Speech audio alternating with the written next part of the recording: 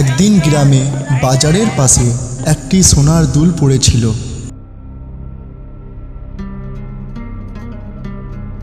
এটা আমার।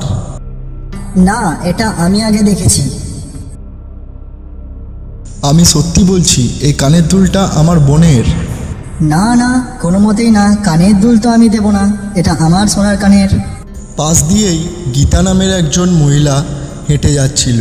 বলি, তোমরা ঝগড়া কেন করছো দুজনে? দেখুন না, এই লোকটা আমার বোনের হারিয়ে যাওয়া কানেরটা দিচ্ছে না। বেশ বেশ, তোমরা দুজনে কাল সকালে এই কানেরটার আর এক জোড়া নিয়ে এসো।